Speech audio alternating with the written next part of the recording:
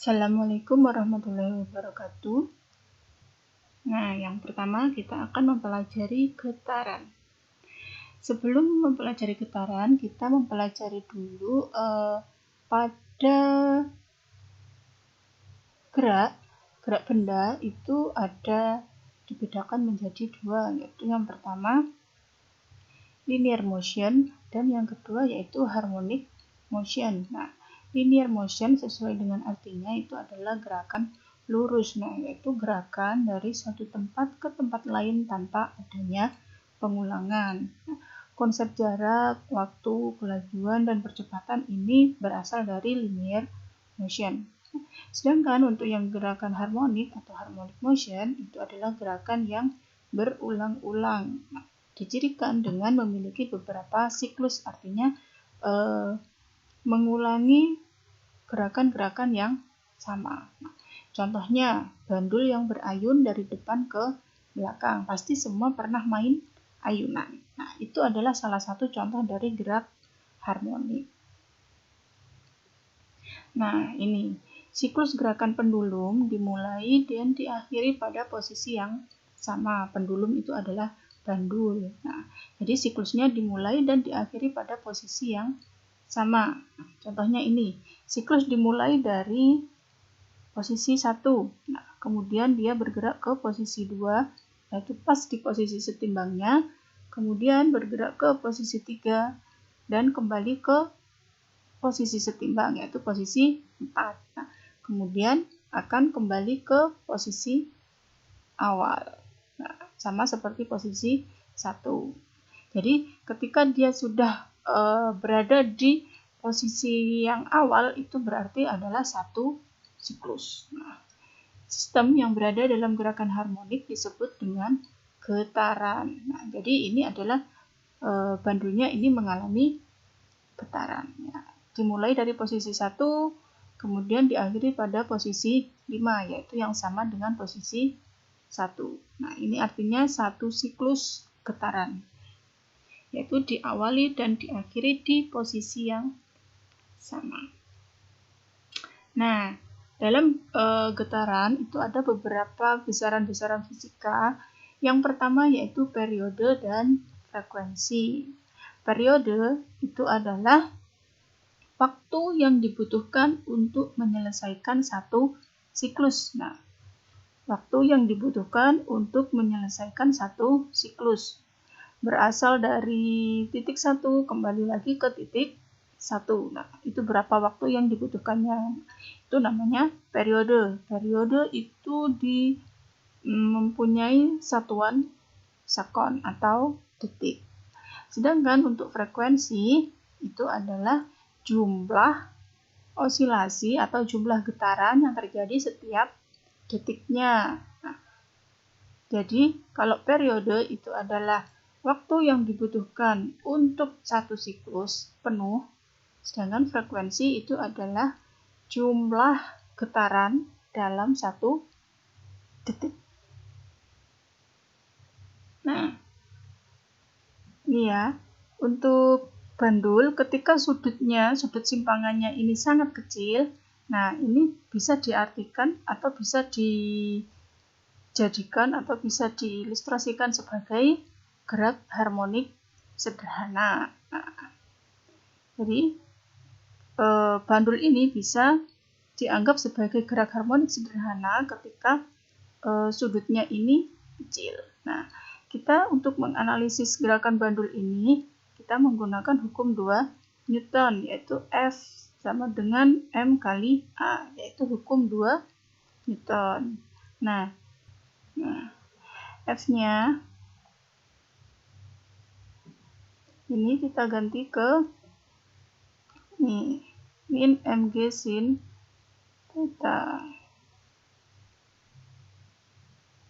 Nah, untuk yang M kali A-nya, ini kita ganti ke M ds per dt kuadrat. Nah, ini artinya turunan kedua dari jaraknya. S-nya itu adalah ini. Jarak simpangannya. Nah, jadi T-nya atau percepatannya itu kita ganti ke Ini. Ya. Nah, M-nya tetap ya. Nah, selanjutnya kita ubah dari persamaan ini ke persamaan yang kedua. Nah, di sini S itu adalah L dikali theta. Nah, L-nya itu adalah panjangnya ini, theta-nya itu adalah sudutnya. Jadi, persamaan yang pertama ini berubah menjadi persamaan yang kedua. Nah, dari sini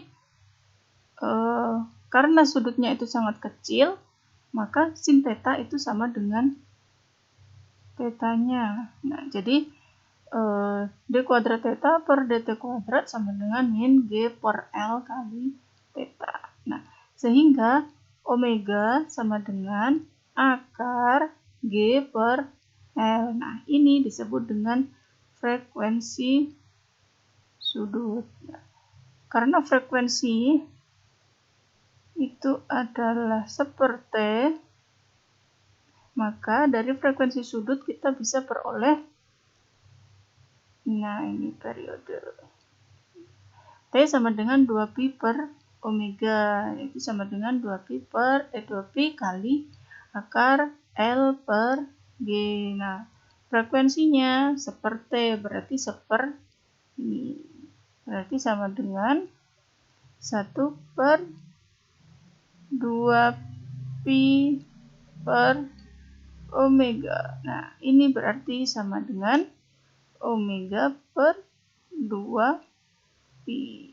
Nah, ini untuk frekuensinya. Nah, sekarang untuk besaran selanjutnya yaitu amplitudo. Amplitudo itu adalah maksimum, nah jarak maksimum yang ditempuh oleh bandulnya. Nah, titik tengah adalah titik kesetimbangannya.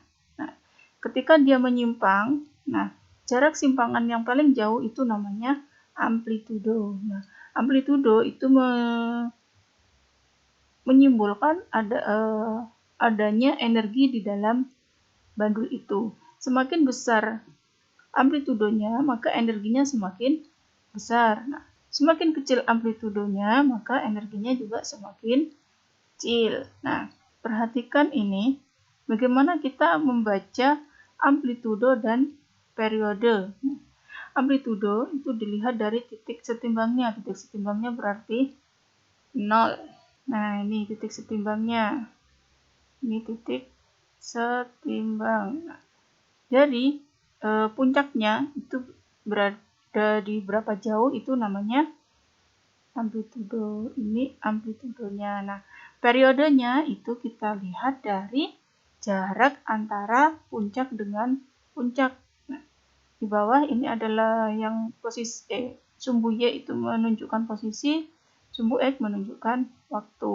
Nah, jadi periodenya itu ada di 1,5 detik. Karena jaraknya dari puncak yang pertama sampai dengan puncak yang kedua. Nah, sekarang ada yang namanya getaran teredam. Getaran yang teredam itu mengakibatkan amplitudonya semakin kecil dari waktu ke waktu. Nah, redaman ini dikarenakan adanya gesekan dengan udara, artinya ada hambatan dari udara. Nah, awalnya gerakannya memiliki amplitudo yang besar. Nah, kemudian beriringnya waktu, amplitudonya akan semakin kecil. Nah, itu menunjukkan adanya redaman dalam getarannya. Kalau nggak ada redaman, maka dia gerakannya akan tetap. Nah, ini adalah grafik gerak harmonik sederhana. Gerak harmonik sederhana itu berulang-ulang, artinya gerakannya kalau dimasukkan dalam grafik itu artinya akan berulang. Untuk yang linear motion ini gerakannya tidak ada pengulangan. Sedangkan untuk yang gerak harmonik ini ada pengulangan. Nah, ini yang pertama ini ada puncaknya. Kemudian sampai ke puncak dengan posisi yang sama. Ini juga. Nah, jadi gerakannya ini menunjukkan adanya pengulangan. Nah, bagaimana kita mengubah dari gerakan bandul ini ke grafik antara jarak dengan waktu. Nah, ini pada posisi awal itu ada di negatif 20. Nah, berarti katakanlah ada di sini. Ketika dia bergerak naik ke atas. Nah, ini ya. Lihat ini. Nah, dari negatif 20 dia bergerak sampai ke posisi setimbang. Nah, posisi setimbang itu adalah 0. Nah, kemudian dia bergerak lagi sampai ke plus 20. Kemudian bergerak lagi ke posisi setimbangnya. Kemudian kembali ke posisi awal, yaitu negatif 20. Nah, ini ya. Jadi, gerakannya berulang-ulang. Itu menunjukkan gerak harmonik sederhana. Nah, di awal tadi kita sudah menyebutkan bahwa amplitudo itu menunjukkan adanya energi di dalam getarannya. Nah, untuk energi gerak harmonik sederhana itu ada dua. Yang pertama, energi potensial, dan yang kedua adalah energi kinetik. Nah, energi potensial itu ketika bandul mengalami perubahan ketinggian yang awalnya ada di posisi setimbang, kemudian dia bergerak agak ke atasnya. Nah, itu kita memakai energi potensial. Nah, sedangkan untuk energi kinetik itu terjadi ketika bandul itu bergerak.